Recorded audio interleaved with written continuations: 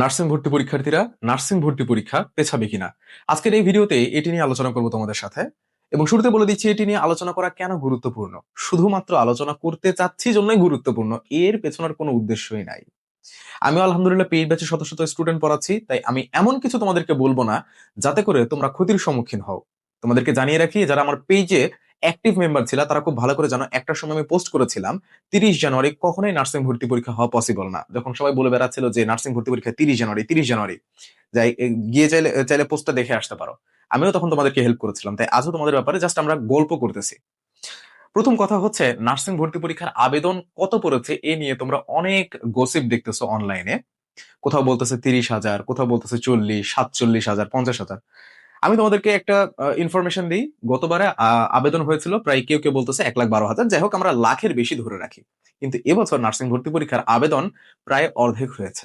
এবং এ মত অবস্থায় নার্সিং ভর্তি পরীক্ষা কি আদৌ নেওয়া সম্ভব, যেখানে গতবার নার্সিং ভর্তি পরীক্ষার জন্য 2বার ডেট পিছানো হয়েছিল যাতে করে আবেদন সংখ্যা বৃদ্ধি পায়? তোমাদের এই বিষয়টা মাথায় রাখতে হবে। এবং দ্বিতীয় আরেকটা কথা, কেন নার্সিং ভর্তি পরীক্ষা রোজার মধ্যে দেওয়া হলো? বিষয়টা কি একটু সন্দেহজনক না?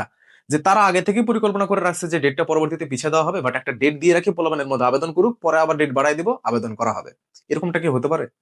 যাই হোক না কেন, আমি তোমাদেরকে জাস্ট ক্ষেত্রটা তুলে ধরলাম। এবং 12 তারিখে যদি হয়, ভোট হয়, নির্বাচন হয়, তারপরে এত দ্রুত কখনো নার্সিং ভর্তি মানে কোনো ভর্তি পরীক্ষা হয় এটা আমাদের জানা ছিল না।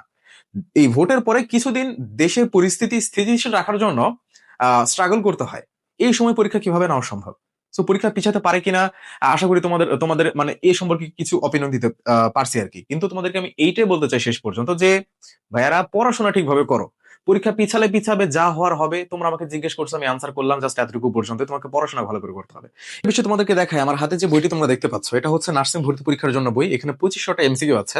এবং এটা তোমাদের জন্য সাজেশন, মানে নার্সিং ভর্তি পরীক্ষার সব থেকে ইম্পর্টেন্ট এমসিকিউ গুলোকে একসাথে করে এখানে দেওয়া হয়েছে। এবং এটার আসল আরেকটা ফিচার তোমাদের সাথে এক্সপ্লেইন করি। এইখানে যে সাজেশন এমসিকিউ আকারে দেওয়া হয়েছে, পরবর্তীতে এগুলোকে আবার মডেল টেস্ট আকারে উপস্থাপন করা হয়েছে, যাতে করে তোমরা যে শত শত টাকা দিয়ে এক্সাম ব্যাচে ভর্তি হচ্ছ, এক্সাম ব্যাচের চাহিদাও যেন এটা পূরণ করে।